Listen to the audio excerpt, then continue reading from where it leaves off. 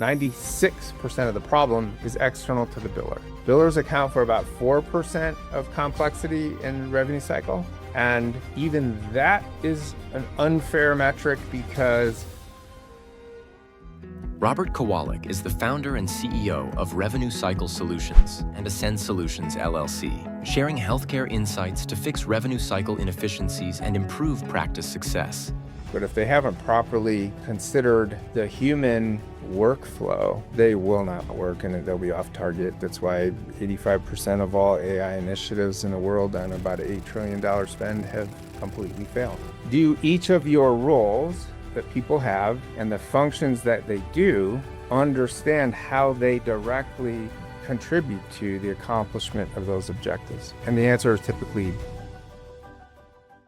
Hi everyone, this is Bob Kowalick, your host for Rehabbing Your Revenue Cycle. Today I am going to be talking about kind of how and why revenue cycles fail. We've done a lot of episodes on what's important and critical about how certain revenue cycle functions should be done and how data, revenue cycle complexity, right, drives outcomes. I'm going to talk about these things specifically from the angle of where do things go wrong? And, if you're like me as a business owner, a lot of time and attention is usually given to where failures are occurring and how do we prevent. So I'm going to kind of take the flip side, negative, whatever you want to call it, approach to understanding revenue cycle through talking a lot about what doesn't work and what we see and have seen over the past many, many years, the root causes of why revenue cycle fails. So I'm going to start with just a few contextual repeats from most of the episodes that have occurred up until this time. But just for context, it's important that if you're a healthcare provider, and I do directly work with primarily physical therapy practices with a few other types of specialties mixed in, but I'm speaking about the context of being a practice owner, someone who's, either in the business of or somehow trying to control the elements of what ultimately makes a successful revenue cycle. So first, that requires us to understand what revenue cycle is.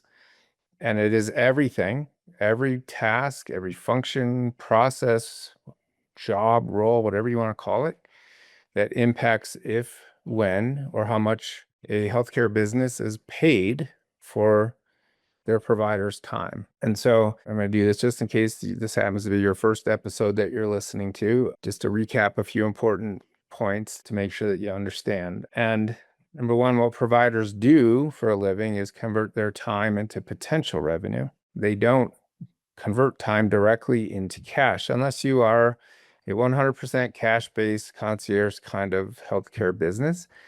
If that's the case, you don't really have a revenue cycle. You're like a normal business where you provide a service or product and you get paid at that time or even in advance of providing, and you don't really have a revenue cycle. By revenue cycle, we mean that if, when, and how much indicates that if means there's no absolute certainty that you will get paid. When points to the fact that in revenue cycle businesses, there's a lag in time between the time that you provide a service and essentially incur the cost and when you get paid for that service.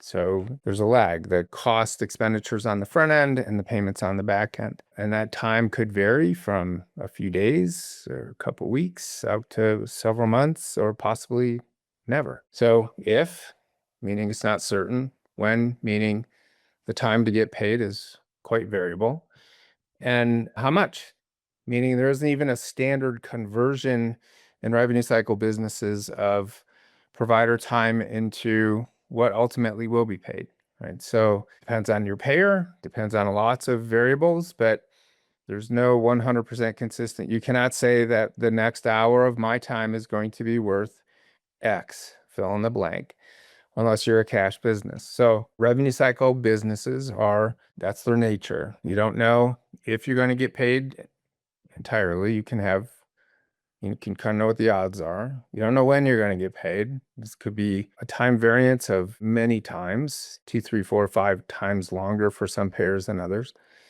And, the amount is different depending upon who the payer is. So revenue cycle is everything, every function, process, task, procedure, you name it, that determines if, when, and how much you're paid. So if you're primarily dependent on third-party payment, so insurance companies paying for your provider time, you're a revenue cycle business. So talking about here is rehabbing your revenue cycle, meaning, so I'm a physical therapist first. The very title of this podcast kind of indicates that by and large, our experience is that most revenue cycles are broken, that they are failing. They are not performing up to the levels that they could or need to. But in some cases, they're just completely off target. So there is a very, very high probability that the outcomes of revenue cycle are not being met. And so they're failing. And so we're going to talk about number one, that you are a revenue cycle business if you're dependent on third-party payment.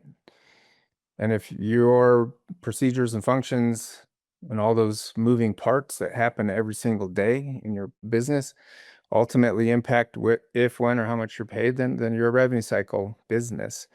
That does physical therapy or occupational therapy, you fill in the blank, what specialty you are. It does physical therapy for revenue. Okay, so when you think about it in that context, it's just about everything that goes on within your practice on a day in and day out basis. So providers convert their time into potential revenue, and that looks like coding, modifiers, clinical documentation, CPTs, units, things like that. And then there's a whole bunch of functions, and depending upon your scale, meaning how big of a business you are, there'll be varying degrees of separation or specialty, distribution across different people in these things, but everything that determines ultimately if that potential revenue will get converted to cash at some point in time in some amount are part of your revenue cycle function. So your credentialing, your verification of benefits, your authorization management, the pre-auth, the re-auth, your patient registration process, the actual billing process itself, whether you do it in-house or you outsource it to somebody, the billing functions of claim submission, payment posting, working accounts receivables, dealing with the patient credit balances or patient amounts that patients owe, the patient statements, that whole patient responsibility piece, getting paid from the insurance company. Then once you're paid, what do you do with it? How you post the payments? All of those, the clinical documentation itself in the EMR, these are all revenue cycle functions that determine how well you'll convert potential revenue into cash. And so all of those things are different moving parts. If you're a tiny little business, one provider, chances are most of those administrative functions are done by a person. If you're a big organization with lots of providers, multiple locations, you may have multiple people doing the same function, more than one person doing patient registration, more than one person doing verification of benefits, authorizations, obviously more than one person treating patients, doing clinical documentation. So as your scale gets bigger, the complexity, just because there's more people on your team, revenue cycle, doing stuff, it just is more complicated. It's easier to kind of exist when everything's in one person's head and they know what they did yesterday and what they're going to do tomorrow, and they know how all the moving parts are affecting themselves. But as you get bigger and scale as a revenue cycle operation, it just gets exponentially more complicated as the size of your team grows. So I'd like to just take a second to restate what the universal objectives are of all revenue cycles. Number one is convert 100% of the provider time into potential revenue. So maximize that conversion of time into potential revenue. Number two, convert all of that potential revenue to cash. Don't leave any money on the table. We want 100% of it. Number three, we want to do that as quickly as we can, meaning calendar days. So I want to, If it should only take 2 weeks to get paid by this payer, I want it to take 2 weeks. I don't want it to take 4 weeks. 4 weeks may be great for a different payer. So you have to understand time to pay, how long on average it should take you to get paid based on your payer mix. We've talked about all these things in prior podcasts, but so we want the shortest possible time from date of service to cash in the bank and payment posting back into the PM and into this billing system to be as short as possible. And we want to do all of that as cost effectively as we can, which means as efficiently as we can. So we don't want to waste money on the cost side. We don't want people spending 10 times as much time as they needed to or should have in order to get something done. So those are the universal objectives of revenue cycle management. Convert time to cash or time to potential revenue at the highest level, convert potential revenue to cash at the highest possible rate. Do that in the shortest calendar time frame and do it as efficiently as you can. When we talk about how revenue cycles fail, I think the biggest, highest level way to think about this is the critical components of any business are your team, right? People, your culture, which is, got a lot of overlap with who the team is, but it's a different thing to itself.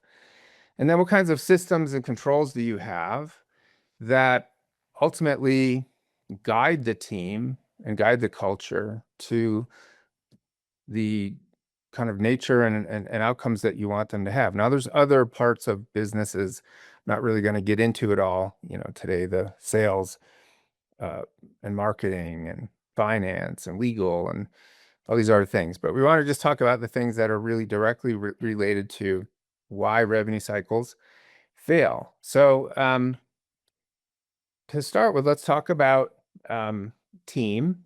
And what we see most commonly in practices that don't really have fully developed revenue cycle businesses is that all of these functions that I mentioned, the credentialing, the auth management, verification of benefits, all these different things, documentation, the billing process, they are functional silos, meaning people do those. And again, the exception is you're a tiny little startup operation. One person's doing many, many functions. Okay, so we need to set that aside because that's not really who our target audience is. Our target audience is bigger practices that have, by their nature of their scale, more inherent complexity, built within them. But so all of these separate functions are usually different people, sometimes multiple people per function. Yet each function kind of functions in a way that it's an island to itself. It's a functional silo. They don't really understand how they directly and indirectly impact other functions. Does your therapist doing documentation or your clinician doing documentation really understand how that documentation is going to impact the accounts receivables denial management specialist on your team? Do they really understand how it could affect your payment poster?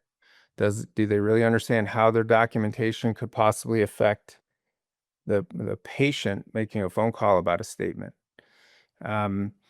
We could pick any function. Does your person doing your registering your new patient who's coming in today, and how the collection of that information that they do and filling out a form in your EMR impacts the claim submitter's ability to submit a claim, the time that it's going to take, to do that?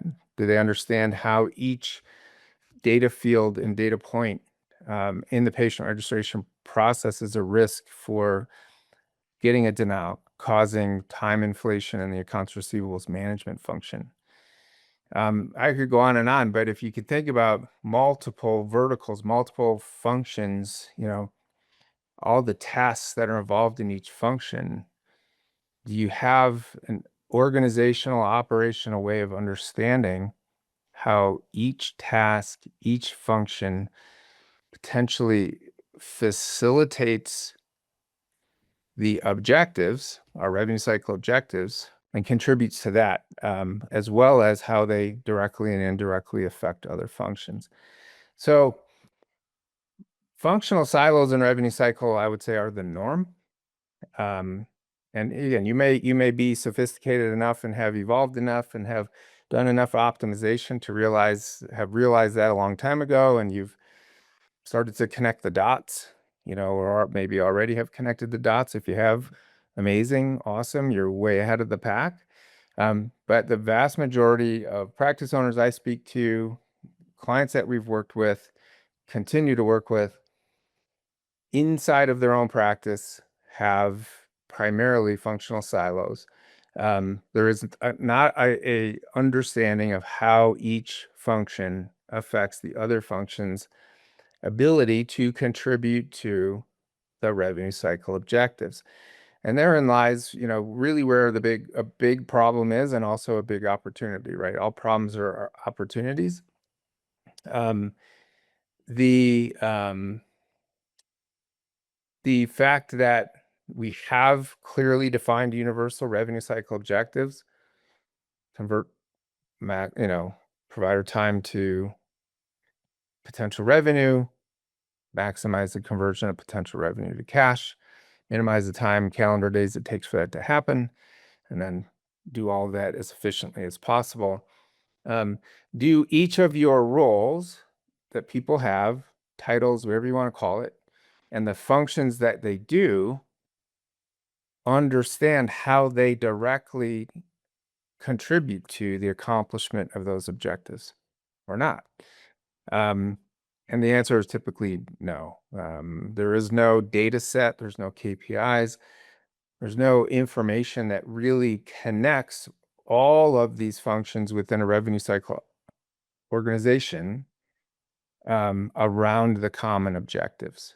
And so not only do different roles and people and functions not really know how they affect the others, they don't even understand how they affect the objectives that they're supposed to be part of. And so it's super critical that we improve our data sets, our data points, our use of data to create metrics and analytics. I have a whole podcast episode talking about that. How all of these things come together in the context of helping each individual task, function, role understand how it contributes to revenue cycle objectives. And in doing so, it makes it a lot easier to understand how you affect others, how all of these different verticals, all these different functions and roles impact each other. So the team part is very important. Is your team, are all of your roles, all of the functions that they do, all of the processes, the tasks aligned in the context of what the global objectives for the company are as a revenue cycle organization? And we almost never see that that's true, even in bigger clients. I have clients with 10, 15, 20 offices, and they've managed to get to that scale because they do have some relatively consistent workflows defined and how the specific roles are done, but they still don't necessarily understand themselves in the context of revenue cycle objectives, or cross-functional impacts that they have on other moving parts of the organization. And so to get to really big scales, this is a super important piece of the puzzle. So the team is very, very important. The culture of that team from the context of a revenue cycle company really needs to be collaboration and problem solving around the things that happen that are counterproductive, a counterforce to achieving the objectives. So we have a functional working model for how revenue cycle really does happen, and it's just super important to understand that model. So I'm gonna get into that right now. Just again, we're talking about the culture needs to be collaborative, meaning we work together as a team. Every member of the team understands the other members of the team and their roles and how they contribute to common objectives. That's super important. That's what collaboration is about, but also it's about identifying where there's opportunities for improvement, where there's optimization opportunities, where best practices can be implemented or changed or optimized or improved, how data can be created, so that we can prevent the things that ultimately prevent the outcomes that we need in revenue cycle. And that kind of collaborative problem solving culture is absolutely critical for a successful revenue cycle organization. So we need our team design, our structure in terms of roles, functions, tasks, processes, workflows, all of that to be designed and laid out in a way that maximizes the consistency of outcome, the predictability that we're going to do what we're supposed to do the way that it was supposed to be done, to have the controls in place, which controls essentially means the information, the data, what you need to have in place in order to really know that things are working. It's the intelligence behind the processes and things that you do or the procedures, right? It's the protections that you have in place to make sure that that we're not getting off target and the wheels are coming off. If you want to get into a resource to really kind of get into at a global understanding of systems and controls, read a book called Scale, by I think it's Jeff Hoffman and David Finkel. It's a great book. I recommend it to everybody. I find it to be an intuitive type of book that is easy to follow and easy to kind of think about how the concept applies to your specific business application. So again, Scale by Jeff Hoffman and David Finkel. If I had a copy, I probably have a copy of it here. It's just not handy. Maybe I'll hit pause and hold it up at the end here or something. Anyway, you could find it online pretty easily. But the idea of systems and controls is very well delivered, within that book. And again, it's not a revenue cycle specific source. I'm not going to talk about healthcare businesses or physical therapy practices. We're just going to talk about the concepts of this and how it applies to any business and how it's a critical element for any business to evolve, to be scalable, because ultimately what we want are businesses that are financially stable and scalable. And I believe, and what this podcast is in part about, is the opportunity that's before all of us to improve our revenue cycles, to optimize from all perspectives. And in doing so, the financial outcomes that we experience are better. Our cost structures are more favorable to better profit margins.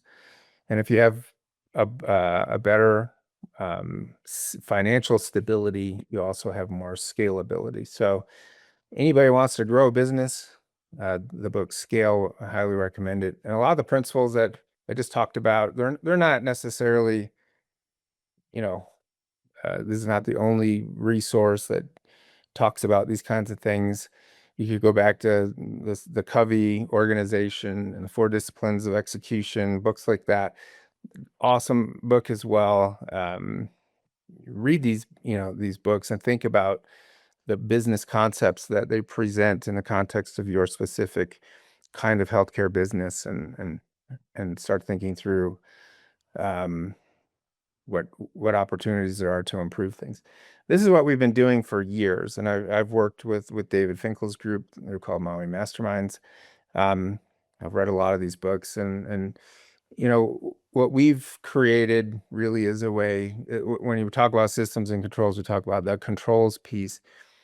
Our entire data platform is about the controls. It's about telling the story through data about how it's all actually working. So All right, back to now so how we structure our teams, the culture that we want that team to collaborate and problem solve around is super important. But now, when we get into these the actual specifics of systems and controls and how that ultimately determines whether or not revenue cycles fail or are successful or not is kind of where we're going right now. We've spent a lot of time really thinking about the problems and how to solve the problems, right? So Albert Einstein said, if I had an hour to solve a problem, I would spend 55 minutes thinking about the problem and 5 minutes thinking about the solutions, right? So it's just kind of that idea that we really do have to get into understanding problems for our solutions to be very much, um, on target, right? Abraham Lincoln said, "Give me 6 hours to chop down a tree, and I'll spend the first 4 hours sharpening the axe." Right? That's the idea. We want to be very deliberate about understanding the problem, so that when we put solutions in place, they got a better chance of actually working. And this is what we've been doing through data gathering now for 8 years on revenue cycle, where the risks lie, where the complexities come from. So again, just I'm going to revisit the whole idea of what revenue cycle management is, first of all and foremost, um, because the problems, no matter what their specific nature, all affect time investment in revenue cycle. So it is all about time, and how everything drives time and time imbalances. We basically have to have the time to spend and spend the time that's needed in order to get the outcomes that we need. Because we're still in a human-based process execution world, though that's changing quickly with AI and automations, and we're busy working in that space ourselves. But by and large, we still have people doing things, registering patients, doing verification of benefits, doing the bill process, right? And we're far from a reality where we just don't need people anymore. And I'm not suggesting that a model of where we don't need people is even going to become real anytime soon. There are going to be solutions out there that consider themselves to be solutions, but if they haven't properly considered the human workflow, they will not work, and they'll be off target. And in fact, that's why 85% of all AI initiatives in the world on about $8 trillion spend have completely failed so far. They're not going to fail forever. They are going to become more on target. But this is fundamentally the problem of revenue cycle management, is we have to understand what drives complexity in the system. So it's not about how many visits you saw, or how many claims you have to get out and try to convert to cash. It's about the complexity in the volume of claims, and where the complexities come from, and ultimately how we provide a time supply that matches the time demand, which is determined by the combination of volume and complexity. So the volume of work that needs to be done in revenue cycle. So again, you got to get paid, which means you got to submit claims to a third-party payer. And so if you're doing 1,000 claims a month for any given level of complexity, I say that because complexity is hugely variant. It is almost never a constant. In fact, if it is a constant, it's a constant in that it's much higher than it should be. It's the complexity and the volume that ultimately determines the time that it would take to work through the entire process needed to convert that potential revenue to cash through a third-party payment type of system. There's a linear relationship between volume and time. Demand is a flawed thought. We have clients that are 1,000 visit a month clients, that it takes more time to get through their billing process than a 10,000 visit a month client takes. And it's very counterintuitive to think that that could be true. Well, how could 10 times the volume take less time than 1/10 the volume? And the answer is depends on how much complexity there is in the volume. And so in very high complexity revenue cycles, the amount of time inflation or excess time demand that's created is exponential depending upon the level of the complexity within the claims or within the system itself, the whole system, meaning the revenue cycle system. So complexities could be structural. They come from your payers, your payer mix. Like it's harder to get paid by a workers' comp claim generally, or a litigation claim, or an auto claim than it is from Medicare. So payer mix, right, matters. If you're 100% Medicare, it's a pretty simple, low complexity payer mix.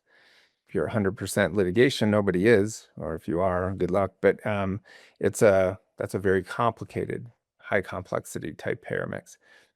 Systems. So other systems are your software, your billing software, the clearinghouse that you use, the EMR, the integration between the EMR and the billing software and the clearinghouse, all these systems components and how they're connected to each other. How does information flow, between them and all those? So there are structural things. What's the process of submitting a claim or posting a payment or following up on a denied claim in this software compared to that software? One of the next, probably 2 or 3 episodes from now, I'm going to be laying out a checklist for the absolute must-haves in terms of capabilities and features for your practice management software. So what's the billing software? And so if you're in a fully integrated system where the EMR and the PM are all one package that you pay for, great. But it's about the PM side is what I'm going to be telling you, where these things are important, what's needed. It's a 54-point checklist. And I'm going to be rating the physical therapy industry systems that we use, which means we have data on, and how they contribute to complexity or not. So payers contribute to complexity, systems contribute to complexity. But what we know from millions of claims worth of data, and I've said this probably in every episode I've been on, or I'm done here so far, is that 78% of all the complexities are from practice operational sources, not the payers, not the systems, not the biller.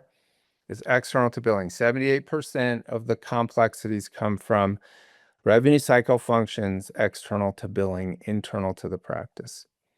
And this is across a data set that comes from millions of claims and millions of complexity variables that we've quantified and counted.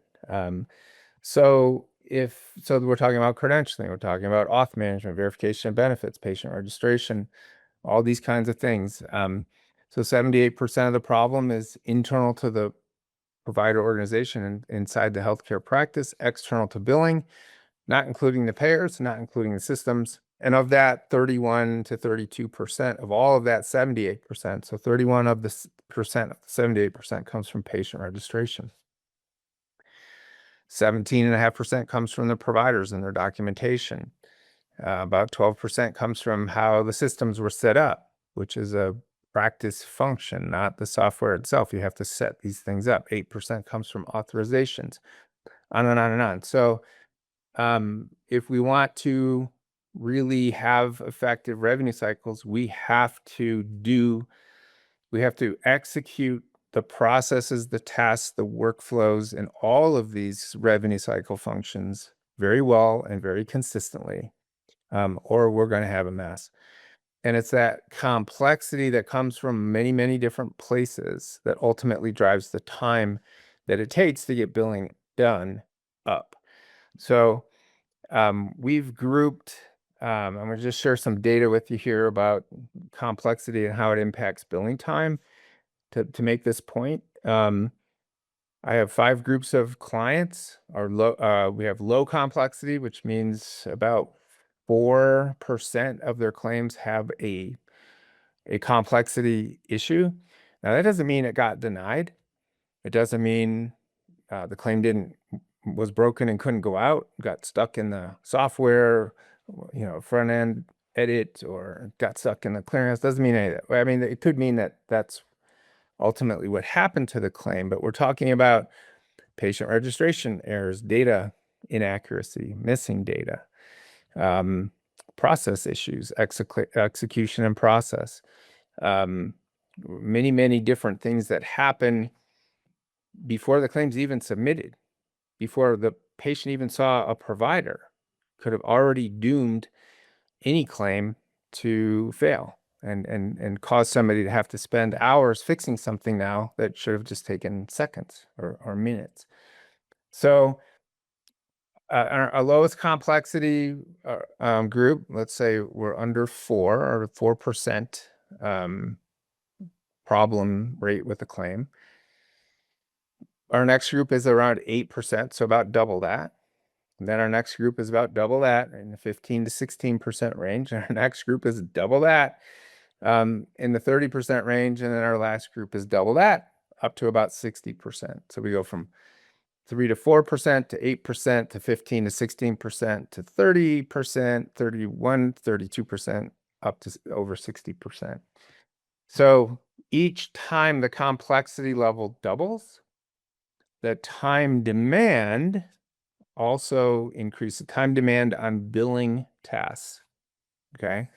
And I'm really harping on the billing piece because ultimately, if your billing team does not have time to complete their process, then your claims will not be paid on time, if ever, and at a much higher risk for revenue loss. So the single most important metric in all of revenue cycle, you've heard me say this already, if you've listened to prior podcasts, is the efficiency of the billing operation. And we track the time to the minute in about 50 different billing tasks so that we can know how the time demand time supply relationship actually looks in reality.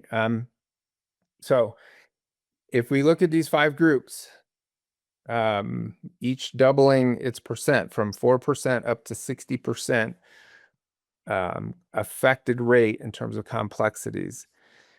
If we compare that highest group, 60% to the lowest group, to the 4% group, the total time that it takes to get billing done is increased by 375%.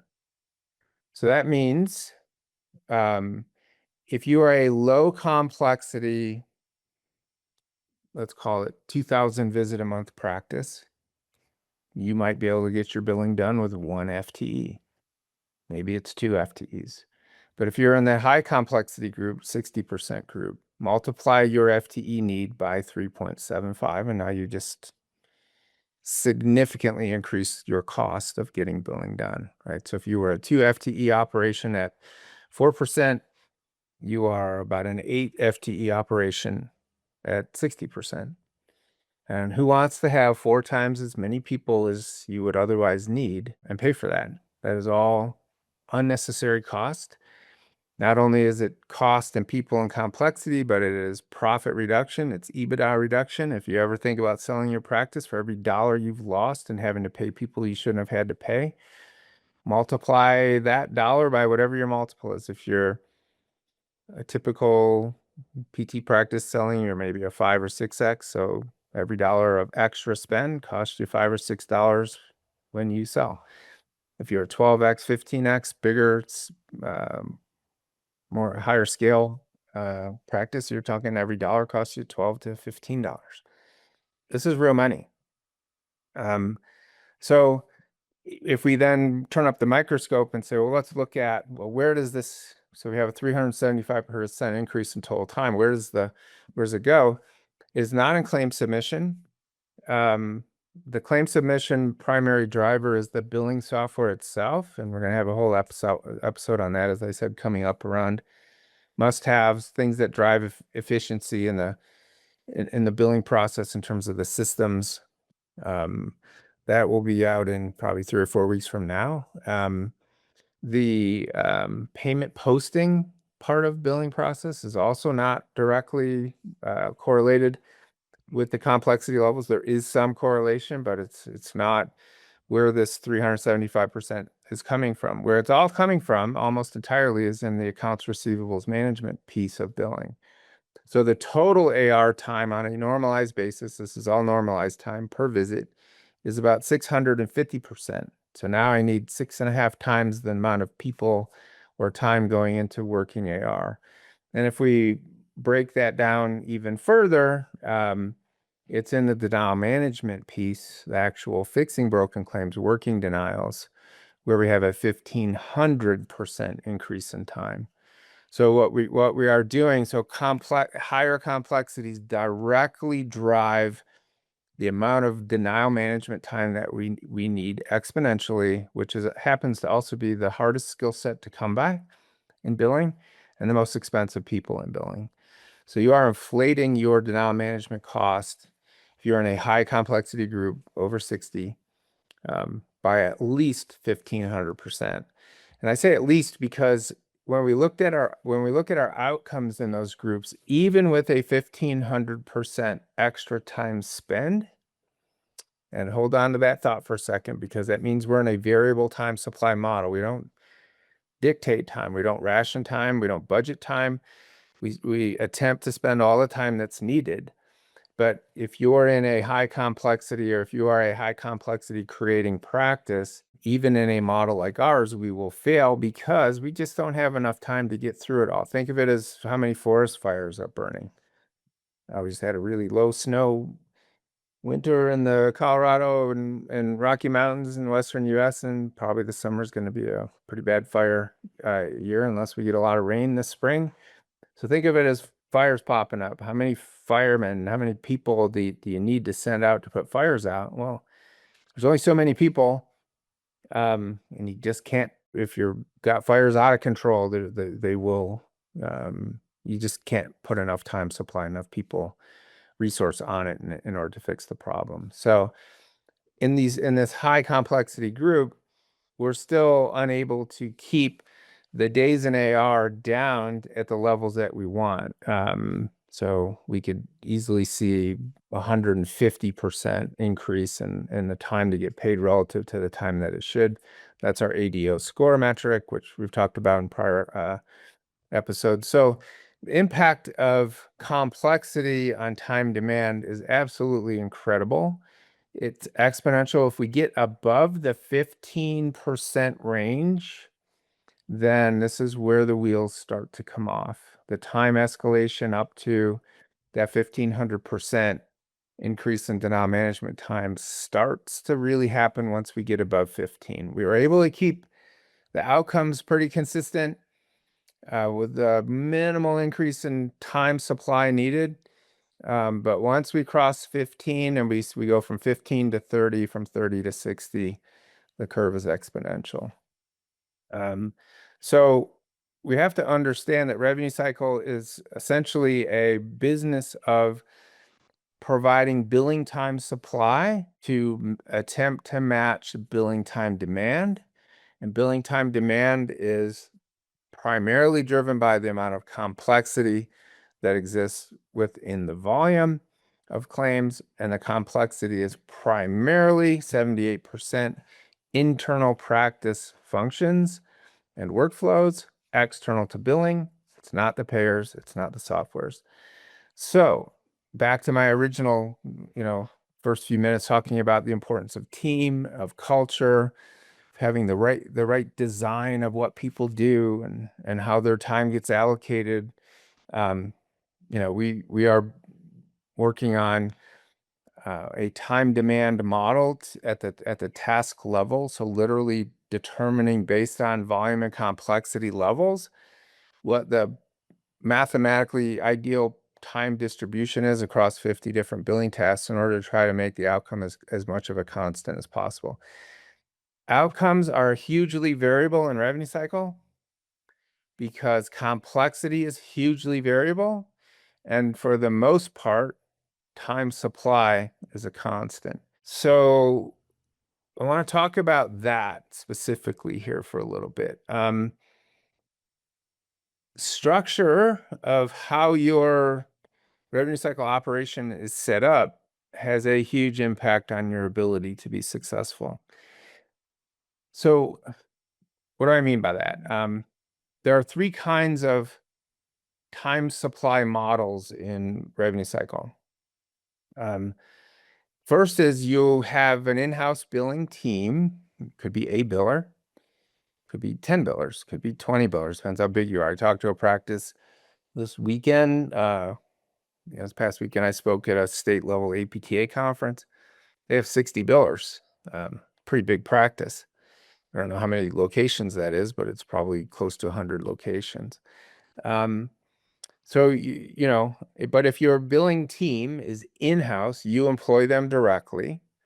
Depending upon how many people that is, you've got different kinds of supply models in terms of structure. But what a in-house billing team is, I'm going to talk about a more typical practice. 2,000 visits a month, you might have two billers. Your time supply is a fixed time supply. You have two, fill in the blank, two FTEs, four FTEs. An FTE is 40 hours a week, so you got 80 hours a week worth of time. Unless you want to open up to unlimited overtime that you pay time and a half or double time for, working on weekends, right, etc. So your people typically, they're there to work a 40-hour week. So you have two FTEs. That's a fixed time supply model. If you outsource your billing, you pay most probably a fixed percent of your revenue to your billing company. So you pay 5%, you pay 6%, you pay 7%, whatever your number is. Sometimes that includes the billing software, sometimes it doesn't, so there's some variance in this. But if you're paying a fixed percent of revenue to a outsourced billing company, then you have a different type of fixed time supply model. The outcome at the end of the road, you're basically in the same exact scenario as having an in-house team with X number of FTEs, because what that billing company is doing is taking their margin, their desired margin off the top. And they say, okay, after I want a 20% margin, this is how much money I got left, but I now have a 20% overhead towards general expense and other things.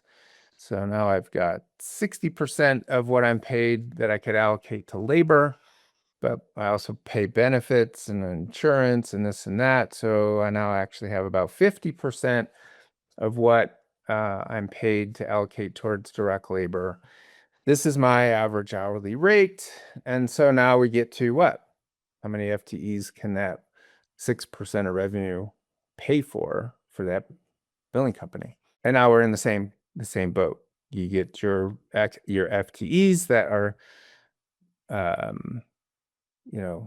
determined by that basic math model, and they create a time budget, and they say, okay, you're allowed to spend this much time on this client because we can't pass this much time because that's all they're paying us for.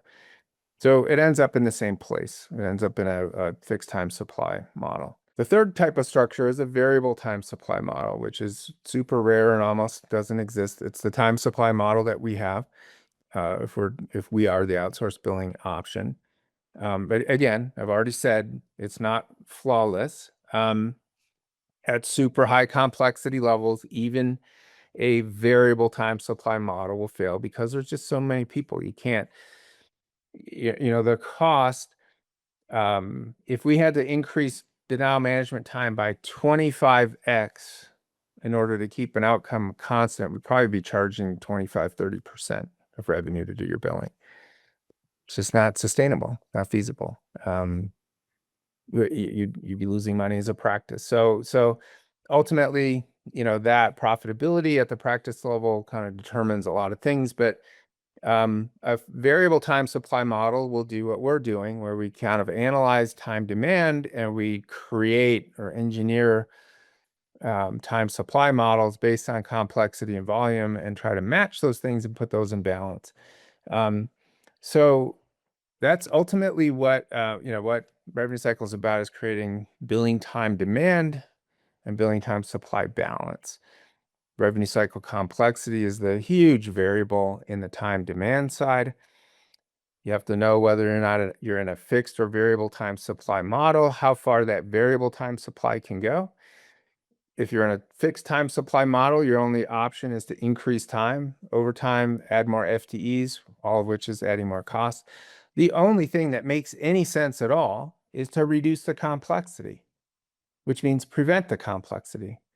Now, there's a lot of action going on around creating automations that will do the human work and reduce the impact of needing more time supply, because automations work 24 hours a day, 7 days a week. Don't complain or take time off. They do break or not work sometimes if they had a curveball and they didn't really know what to do with it, which they wouldn't. So there's a lot of need for people to keep automations on track. But we know this because for the last 6+ months, we've been building automations ourselves, and it's complicated to do that. But what we want to have is, in this model, is a focus on billing time demand. And I can tell you, I've talked to hundreds and hundreds and hundreds of people who have talked to hundreds and hundreds and hundreds of revenue cycle people, that we're the only people that have been focused for the last 8 years on understanding and trying to control the billing time demand side of that equation. So the time supply model drives your cost structure, right? So if you're in a in-house FTE model, it's whatever you're paying per year per FTE. If you're in a outsourced fixed percent of revenue, it's that percent of revenue, that's your cost.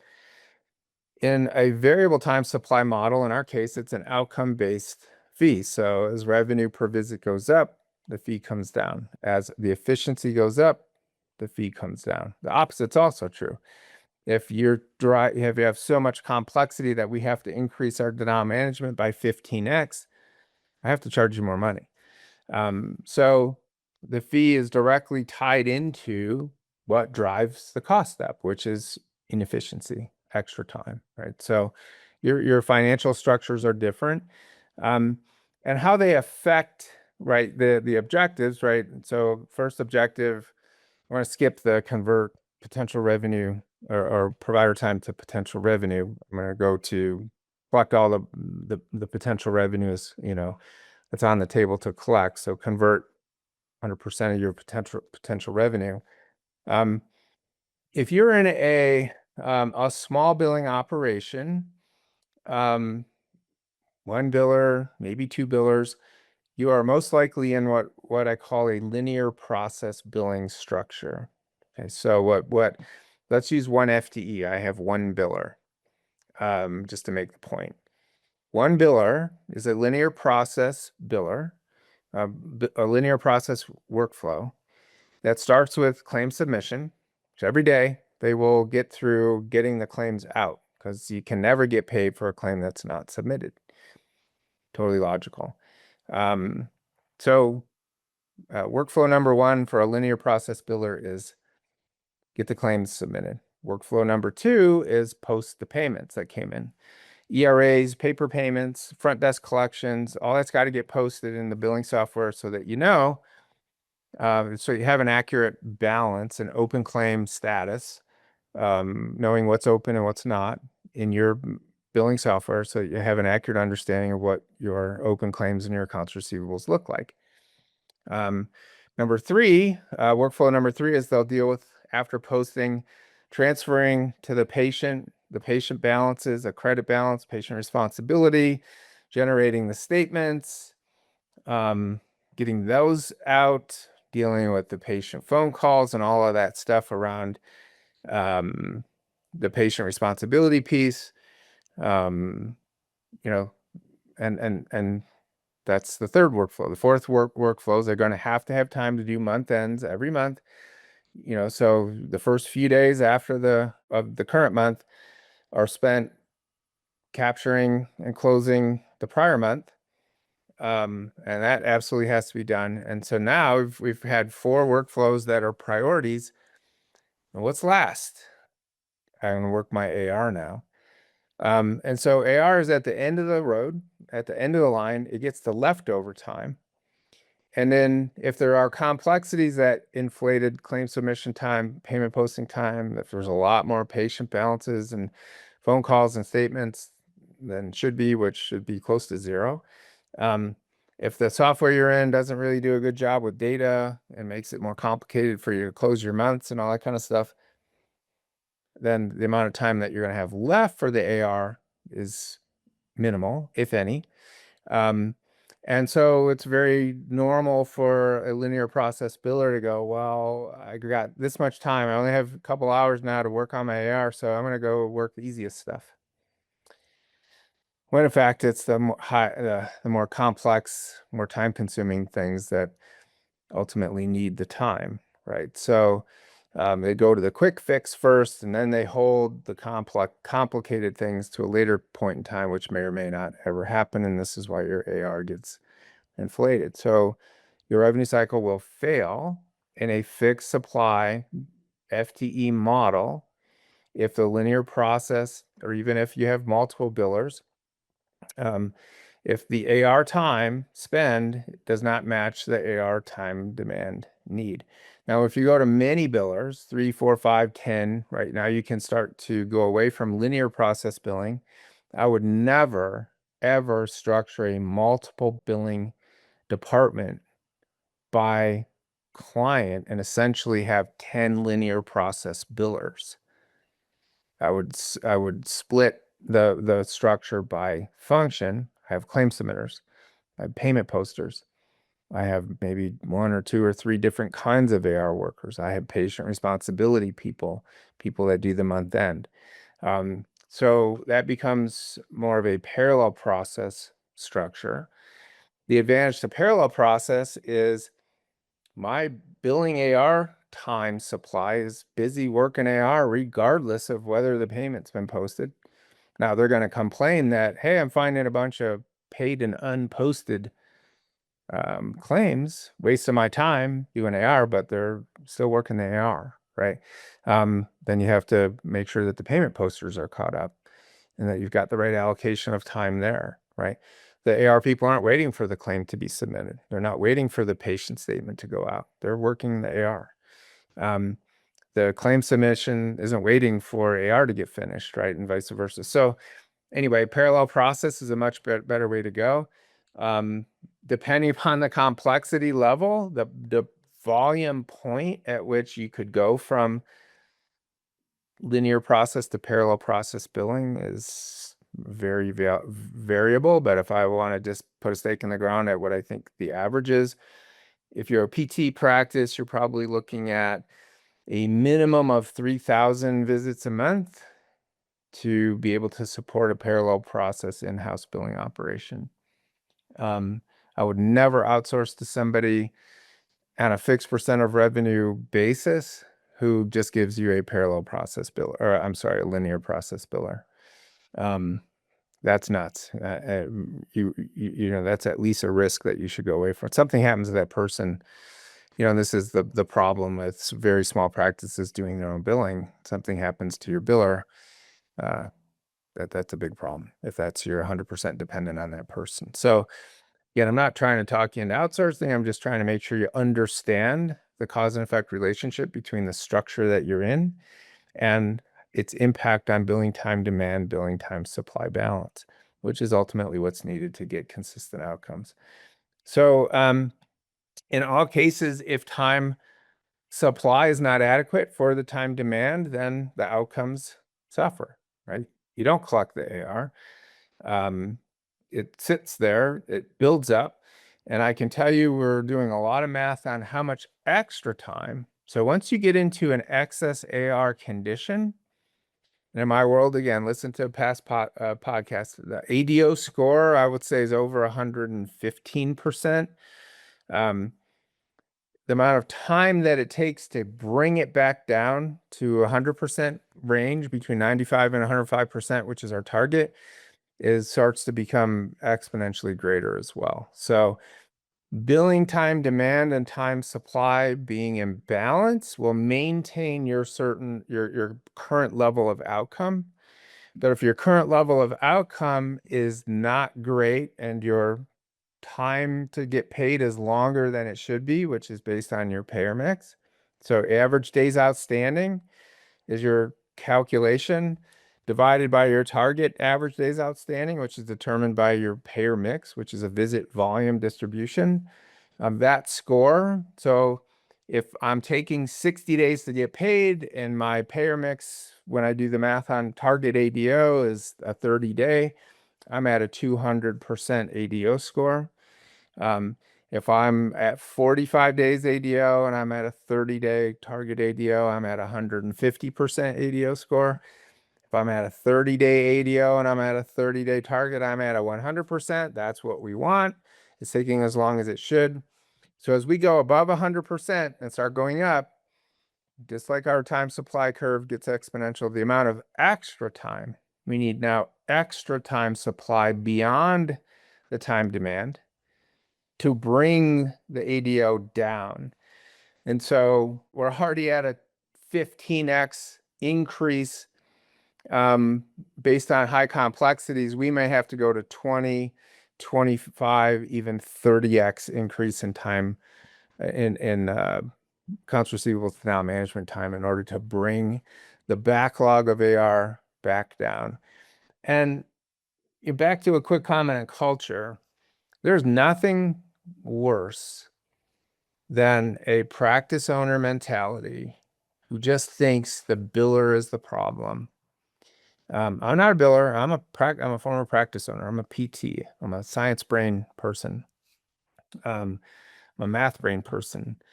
But if you are a scientist, what you are looking for is the real reasons why things happen, right?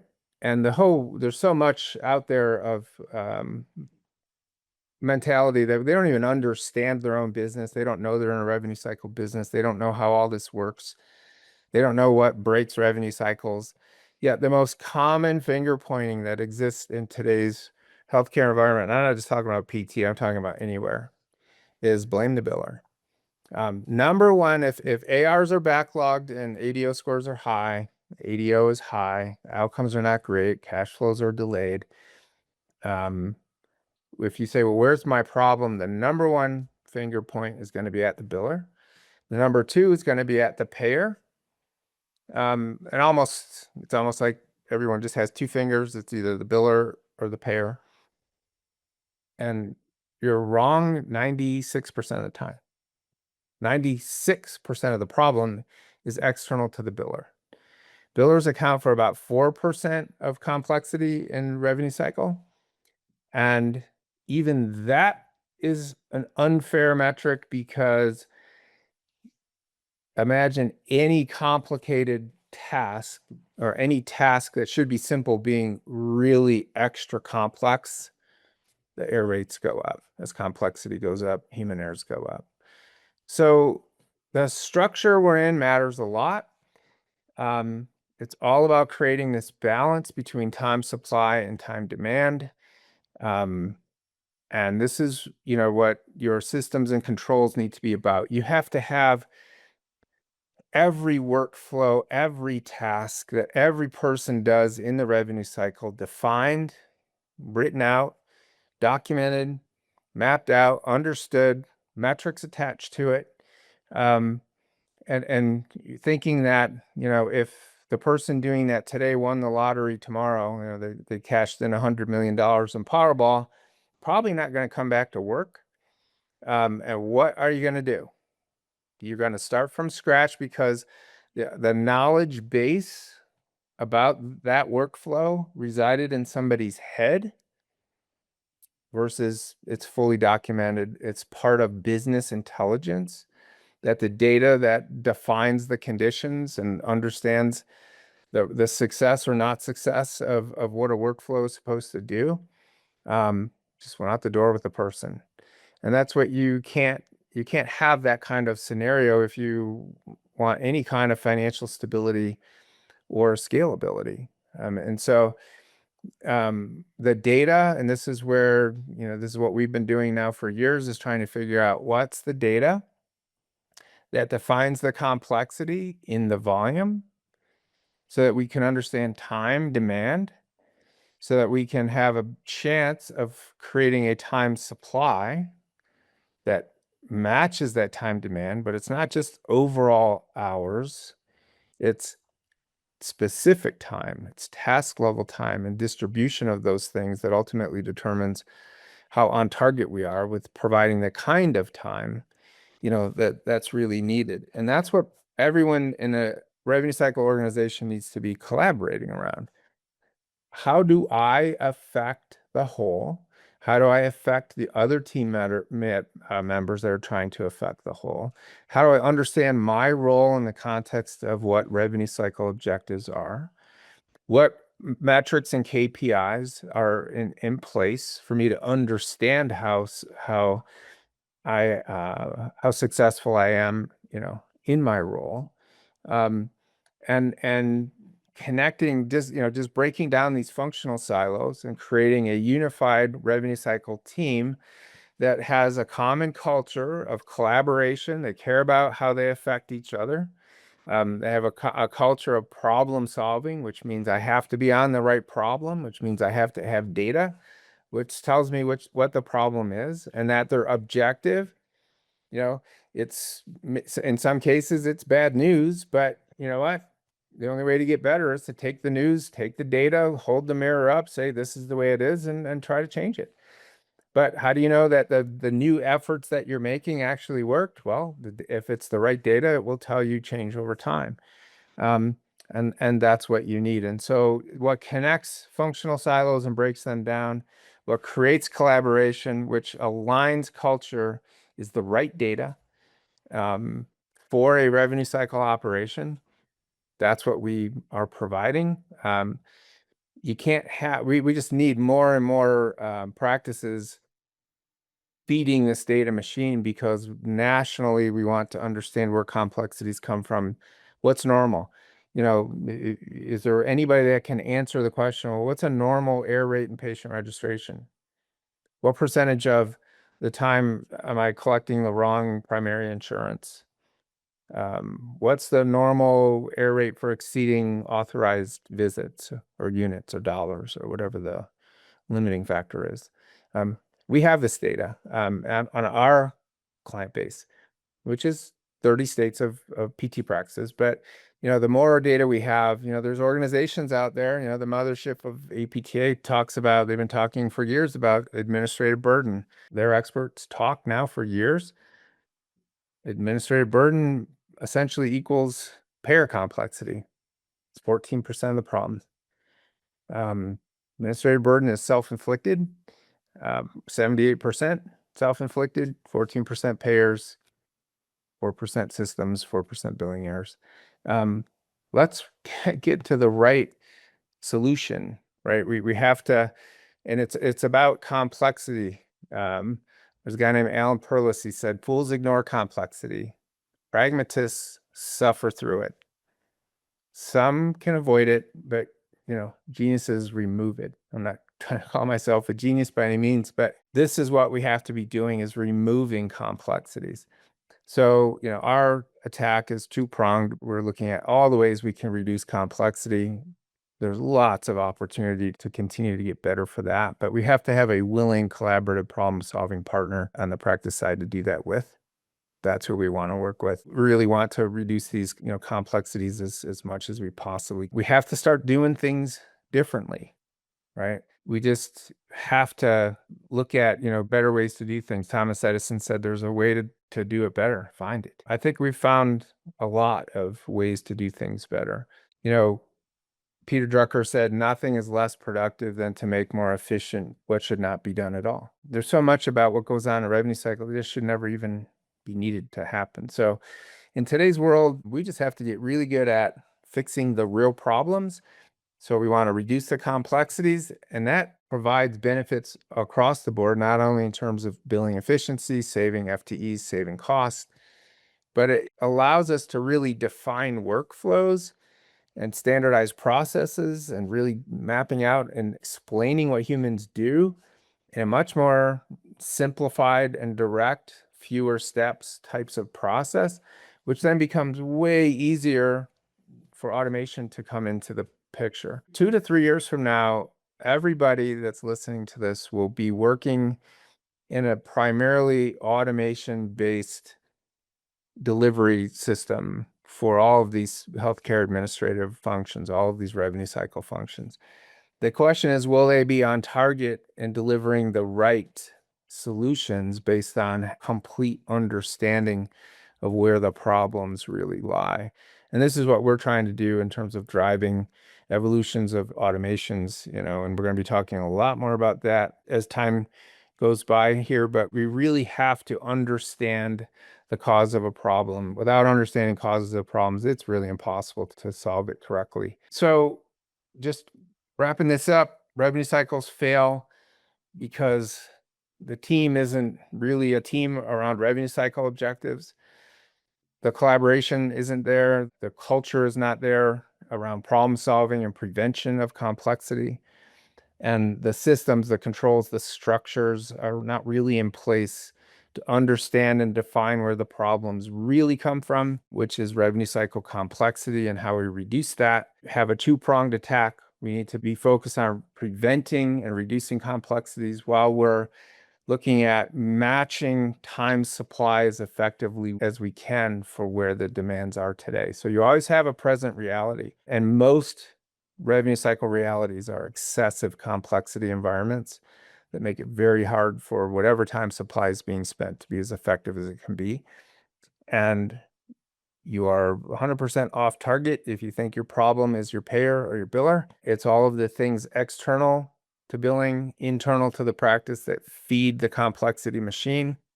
I call it the revenue cycle complexity black hole. It just consumes time and resources relentlessly.